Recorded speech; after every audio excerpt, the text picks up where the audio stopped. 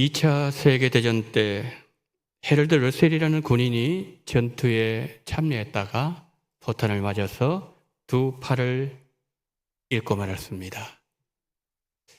헤럴드 러셀 되어 있습니다. 여러분 손을 자세히 보십시오. 지금 손이 다쳐서 없다는 것을 우리가 볼 수가 있습니다. 불구가 된 그가 하나님께 좌절하면서 이렇게 기도했습니다. 하나님, 이제 저는 쓸모없는 사람이 되었습니다. 두 팔이 없는 제가 무엇을 할 수 있겠습니까? 원망의 기도를 하는 그의 귀에 하나님의 이런 음성이 들려왔습니다. 그래도 이런 것보다 있는 것이 많지 않느냐. 가만히 생각해 보니 두 팔은 잃었지만 생명이 있었고 두 눈과 두 귀와 건강한 두 발이 있었습니다. 이런 것보다 가진 것이 더 많음을 깨닫게 되었습니다. 생각을 바꾸었습니다. 그가 의사에게 부탁해서 의수를 만들었고 타이프 치는 연습을 열심히 하기 시작했습니다. 자신이 지금까지 살아온 삶을 정리해서 책으로 엮었습니다.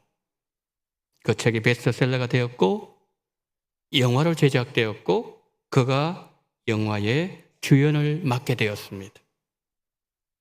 영화는 많은 관객들의 마음을 감동시켰고 크게 히트쳤습니다.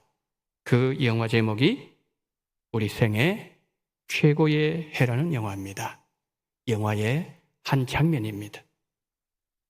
기자가 물었습니다. 당신은 신체적인 조건 때문에 많이 절망하지 않았습니까? 그는 대답했습니다. 나는 잠시 절망했지만 다시 일어설 수 있었던 것은 나의 장애가 도리어 축복이 되었기 때문입니다. 이런 것을 계산할 것이 아니라 하나님께로부터 받은 것을 감사해야 됩니다. 여러분, 그렇습니다.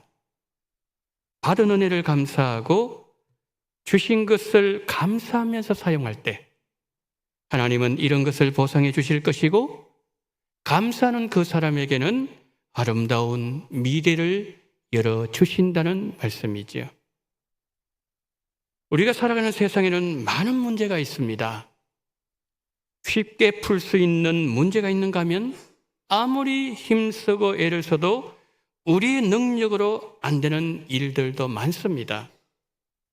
두드려도 열리지 않고 시원스럽게 안 풀리는 일들이 많습니다. 그러나 이런 상황 속에서 믿음의 사람들은 세상 사람들과는 달라야 됩니다. 세상 사람들은 안 된다는 말을 할 때 믿음의 사람들은 아직까지는 안 되었다라고 말해야 합니다. 아직까지는 안 되었다는 것은 앞으로 잘 될 것이라는 가능성을 담고 있는 것이지요. 여러분, 믿음의 사람들은 이런 말을 해야 됩니다. 실패했지만 다시 해봅시다. 지금까지는 안 되었지만 다시 시작합시다. 주님이 되게 하시면 잘 될 것입니다. 지금까지 안 되었던 일도 이루어질 때를 바라보면서 본문에서 주님께서 말씀하셨던 너희가 못할 것이 없으리라는 주님의 음성을 마음에 떠올리시면서 다시 시작해 보십시오. 우리 인생에 만나는 모든 문제 해답은 예수님에게 있습니다. 능히 극복할 수 있다는 믿음을 앞세우면 어떤 문제도 풀 수 있는 힘을 주님이 주실 것이고 내 능력이 아니라 주님의 능력으로 이루어지게 하실 것입니다. 지금 제자들은 큰 절망 가운데 있었습니다. 귀신 들린 아이가 왔는데도 고치지 못하고 있었습니다. 당황하면서 어떻게 할 줄 모르고 있는 그 제자들에게 주님은 이렇게 말씀하셨습니다. 너희가 못할 것이 없으리라. 너희가 못할 것이 없으리라. 너희가 못할 것이 없으리라는 신앙생활이 되려면 어떻게 되는지 세 가지를 말씀드리겠습니다. 첫째, 겨자씨만한 믿음을 가져야 됩니다. 20절 한번 보실까요? 너희 믿음이 적은 영혼이라 진실로 너희에게 이르노니 너희가 만일 믿음이 한 겨자씨만큼만 있으면 이 산을 명하여 여기서 저기로 옮기라 하여도 옮길 것이요 또 너희가 못할 것이 없으리라. 지금 주님이 어떤 말씀하고 계시죠? 겨자씨만한 믿음을 가지면 산을 옮길 것이라고 주님은 말씀하고 계십니다. 그런데 당시 유대인들은 어려운 문제 해결하는 것을 산을 옮긴다라고 말했습니다. 그러니까 주님께서 오늘 본문에서 말씀하신 산은 문자적인 의미보다는 사람의 능력을 해결할 수 없는 어려운 큰 문제 등을 함축하는 상징적인 표현입니다.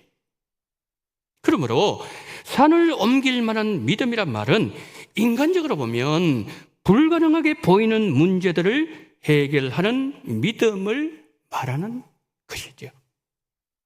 미국에 반다 마틴이라는 소년 바이올리니스트가 있었습니다. 18살이었습니다. 아버지가 하고 있는 대장간에서 시뻘겋게 달구어진 쇠가 손에 떨어져서 오른쪽 네 손가락이 잘려나갔습니다. 엄지손가락만 남게 되었습니다. 바이올리니스트로서 꿈이 완전히 무너지는 순간이었습니다. 그러나 마틴에게는 산을 옮길 만한 믿음이 있었습니다. 왼손으로 바이올린을 쳐야 되겠다 결심을 하고서는 연습을 거듭한 끝에 카운티 교향악단의 탁월한 바이올리니스트가 되었습니다. 그는 내게 능력 주신 자 안에서 내가 모든 것을 할 수 있느니라는 하나님의 말씀을 믿었고 그의 믿음대로 꿈이 이루어졌습니다. 이것이 산을 옮기는 믿음이에요. 한 설교자는 이런 말을 했습니다. 산이 앞에 가로막힌다 해도 나는 포기하지 아니하고 계속 도전해서 산에 오르고 말리라. 그것이 안 되면 터널을 파고 통과하리라. 그것도 막힌다면 하나님의 도우심으로 이 산을 변화시켜 금광으로 만들 것이다. 여러분, 하나님께서 하나님의 자녀들인 우리 마음에 믿음을 심어 놓으셨습니다. 우리 안에 있는 믿음은 고난을 능히 이길 수 있는 힘이 있습니다. 하나님께 주신 믿음이기 때문이죠.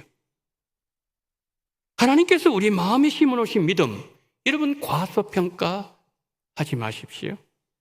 우리 안에 있는 믿음은 하나님께서 심어 놓으신 것이기 때문에 사람들이 보기에는 겨자씨같이 보잘것없이 보인다 하더라도 하나님께 주시는 큰 힘과 큰 능력을 나타내실 것입니다. 성도 여러분, 작은 믿음이 큰 기적을 만들어낸다는 주님의 약속을 믿으시기를 축복합니다. 본문에서 주님께서 말씀하신 못할 것이 없는 믿음을 가지려면 둘째, 목숨을 걸고 기도해야 됩니다. 리빙슨이 아프리카에서 선교하던 중에 이런 일이 있었습니다. 한 부족의 추장 아들이 병으로 죽어가고 있다는 소식을 듣게 되었습니다. 리빙슨이 그 마을을 방문해서 추장의 아들을 보니 거의 가망이 없어 보였습니다. 다급해진 리빙스톤이 추장의 아들을 붙들고 목숨을 건 기도를 하기 시작했습니다. 한참 기도하는데 추장이 리빙스톤의 어깨를 툭툭 치면서 당신이 내 아들을 위해서 이렇게 간절히 기도해 주는 것은 고맙지만 내 아들은 이미 죽었어. 그 말을 듣고 눈을 떠서 보니까 아들의 그 숨이 막 끊어지고 있었습니다. 그때 리빙스톤이 더 간절하게 기도합니다. 하나님, 죽은 나사로 살리지 않았습니까? 사람들이 볼 때는 조금 더 소망이 없더라도 주님께서는 서생시키고 살게 하는 능력이 있는 줄 믿습니다. 주여, 제 기도 부족하지만 역사가 일어나게 하옵소서. 그리고 눈을 떴더니 아이가 몸을 툭툭 틀더니 일어나서 앉더라는 거죠. 그의 사건은 리빙스턴 선교 역사의 매우 중요한 모멘텀이 되었습니다. 전환점이 되었어요. 그날 이후로 믿고 구한 것은 받은 줄로 믿어라. 이 성경 구절을 리빙스턴이 가장 좋아하는 성경 구절이 되었다고 합니다. 리빙스턴이 아프리카 전역을 돌아다니면서 복음을 전할 때 병든 사람들, 어려운 환경에 놓인 사람들 주로 만났는데 그럴 때마다 그들에게 이렇게 말했습니다. 내가 가진 것은 없지만 내게는 기도가 있습니다. 그러면서 믿고 구한 것은 받은 줄로 믿으라는 주님의 말씀을 믿고 기도했고 그럴 때마다 놀라운 역사가 일어났습니다. 여러분, 이 기도의 원리는 분주하게 살아가는 우리에게도 동일하게 적용됩니다. 우리가 정신없이 살다 보면은 기도 시간을 놓칠 경우가 참 많습니다. 우리가 너무 바쁠 때 가장 크게 희생되는 것이 바로 기도 시간입니다. 그런데 여러분, 우리가 기도하지 아니하고 내 힘으로 살아가도록 만드는 것, 이게 사탄의 전략이라는 걸 아셔야 됩니다. 기도가 없으면은 우리가 하나님의 도우심과 능력을 받을 수 없고 하나님 능력이 차단되기 때문이죠. 사탄은 그것을 너무 잘 압니다. 여러분, 신앙생활의 승패는 우리가 얼마만큼 기도하고 있는가 거기에 달려있다는 거죠. 우리에게도 리빙스턴에게 있었던 기도의 능력이 나타나려면 기도 시간을 방해하는 장애물부터 제거해야 됩니다. 저녁에 예를 들어서 늦게까지 TV를 보나 TV를 꺼내야 돼요. 핸드폰을 밤늦게까지 붙잡고 있으면 그것을 놓아야 되고, 게임에 열중한다면 그것도 끊어야 되고, 여러분, 기도 시간을 방해하는 장애물부터 제거해야 돼요. 그래야 능력 있는 기도자가 될 수 있다는 거죠. 그러면 우리가 어떤 자세로 기도해야 될까요? 사도행전 12장이 이것을 우리에게 알려주고 있습니다. 베드로고기에 갇혔을 때 교회는 베드로를 위해서 간절히 기도했고 성도들이 기도하는 그 시간에 옥문이 열렸고 쇠사슬이 끊어지는 역사가 일어났습니다. 자, 문제 부딪힐 때 우리를 묶고 있는 쇠사슬을 끊을 수 있는 것은 오직 기도의 능력이라는 거지요. 자, 여기서 한 가지 더 말씀드릴 내용이 있습니다. 성도들의 간절한 기도 응답으로 감옥에서 나온 베드로가 성도들이 기도하고 있던 마가의 어머니 마리아 집으로 베드로가 갔습니다. 그리고 문을 두드렸습니다. 베드로의 목소리를 알아들은 아이 로데가 너무 기쁜 나머지 문을 열지 못하고 기도하는 성도들에게 이렇게 말했습니다. 밖에 베드로 사도들이 오셨습니다. 지금 문 밖에 서 계십니다. 여러분, 그때 기도하는 성도들 어떻게 말했습니까? 로데야, 너가 미쳤구나. 아닙니다. 베드로 사도께서 분명히 지금 문 앞에 서 계십니다. 그래서 그들은 이런 말을 합니다. 그러면 베드로가 온 게 아니라 천사가 왔을 것이다. 아니, 그 감옥이 어떤 감옥인데, 베드로가 어떤 감옥에 갇혔는데 그 감옥에서 나온다는 것은 불가능한 일이지. 그런데 베드로 계속 문을 두드리고 있었고 문을 열었더니 베드로가 떡 서 있는 거예요. 여러분, 무엇을 교훈하고 있습니까?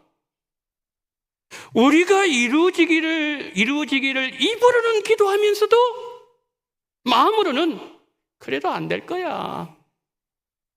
믿음 없는 마음이 있을 수 있다는 거죠. 하나님께 기도하면서도 베드로는 나올 수 없어. 그 감옥이 어떤 감옥인데 나왔다면 그게 천사일 거야. 이 문제 해결 안 돼. 기도하면서도 의심하고 안 믿는다는 거예요.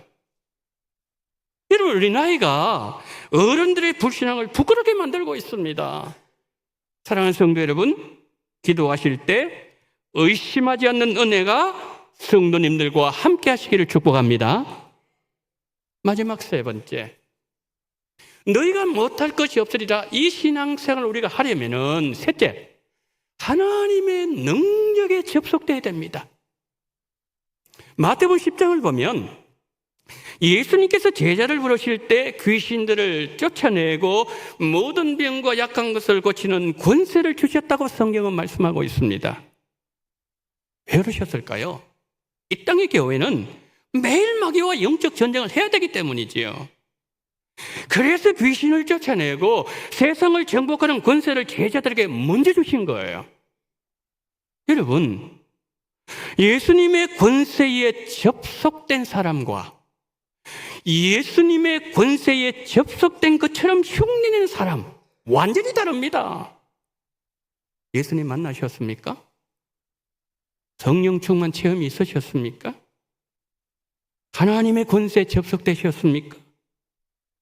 우리의 삶에 주님의 권세가 나타나지 않는다면 내가 하나님의 능력으로 지금 단절되어 있다는 것을 보여주는 거예요. 나의 신앙, 우리의 기도, 우리 자녀들의 삶이 주님의 권세에 코드에 접속되어야 됩니다. 그리고 하나님의 능력이 우리에게 나타나야 됩니다. 한 역사가는 글을 쓰면서 이런 글을 썼습니다. 초대교회는 은과 금은 내게 없지만 내게 있는 것을 내게 주노니 나사렛 예수 이름으로 일어나 걸으라고 외쳤습니다. 초대교회는 은과 금은 없었지만 예수님의 이름이 있었고 예수님 이름의 권세가 있었습니다. 그러나 오늘의 교회는 은과 금은 많아졌지만 예수님의 이름과 예수님 이름의 권세를 잃어버렸습니다. 여러분, 현대교회는 초대교회와 비교할 수 없을 정도로 외적인 조건들과 영향력은 커졌고 건물도 웅장해졌지만 영적인 능력은 계속해서 감소되어지고 있어요. 하나님 주신 그 권세를 행사하지 못하고 있다는 말씀이죠. 여러분, 오늘 본문 보세요. 아까 말씀드렸던 것처럼 지금 귀신 들린 한 소년을 데리고 왔는데 아무도 못 쫓아내는 거예요. 그래서 이 아버지가 얼마나 답답했던지 예수님께 와서 어떻게 얘기했습니까? 내가 주의 제자들에게 데려왔으나 능히 고치지 못하더이다. 여러분, 제자들 하나님의 자녀들이지요. 그러면은 당연히 하나님 자녀의 권세가 나타나야 되는데 안 나타난다는 거예요. 큰 소리만 뻥뻥 치지 제자들 별 것 없더라는 거예요. 여러분, 제자들의 아픔이고 교회의 아픔이에요. 오늘날의 교회와 성도들이 당면한 문제가 뭘까요? 교회가 세상을 고칠 수 있는가? 세상을 변화시키는 능력이 성도들에게 있는가? 이 질문에 대답할 수 있어야 된다는 거예요. 결국 여러분, 문제가 아닙니다. 문제는 언제로 있어 왔어요. 문제 없는 하루가 없습니다. 인류 역사상 문제가 없는 날이 없었습니다. 이런 문제가 아니라 그 문제를 해결하는 능력이 없는 것이 문제라는 거예요. 문제가 주어졌다는 어떤 뜻입니까? 해답이 있다는 거예요. 찾아내야 된다는 것이고 문제를 풀어야 된다는 것이죠. 그럼 어떻게 해야 됩니까? 본문에서 말씀하시는 주의 음성을 들어야 됩니다. 모든 것이 불가능하게 여겨지는 현실의 삶 속에서 주님 제자들에게, 쫓아내지 못하는 그 제자들에게 주님 말씀하셨습니다. 너희가 못할 것이 없으리라.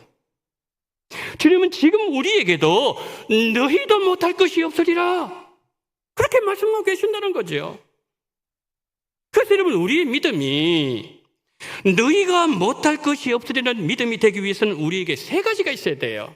첫째, 산을 옮길 만한 믿음이 있어야 됩니다. 겨자칠 만한 믿음이 있어야 됩니다. 둘째, 목숨을 거는 간절한 기도가 회복돼야 됩니다. 셋째, 못할 것이 없다는 확신을 가진 신앙생활을 해야 된다는 거죠.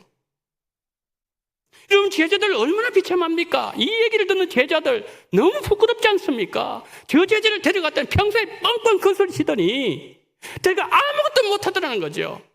얼굴이 붉어지지 않겠습니까? 이렇게 신앙생활하면 안 된다는 거죠. 그럼 어떻게 되죠? 예수님은 못하고 있는 그 제자들에게 너희들이 못할 것이 없다라고 말씀. 이 말씀은 세 가지를 갖추라는 말씀이죠. 너희 속에 겨자씨 만한 믿음이 들어도 기도해라. 너희 정말 죽도록 기도해봤느냐? 정말 간절하게 목숨을 내는 기도해봤느냐? 그거 회복돼야 된다. 그리고 못할 것이 없다는 그 믿음을 가지고 주님 앞에 나가라는 말씀이죠. 사랑하는 성도 여러분, 주님이 본문에서 말씀하신 이 세 가지 믿음, 이 예배 참석하신 모든 성도님들께서 가지셔서 어떤 환경 속에서 이기시고 언제나 예수님 이름으로 승리하시고 하나님께 영광만 돌리시는 능력 있는 운동의 성도님들 다 되시기를 예수님 이름으로 축복합니다. 아멘.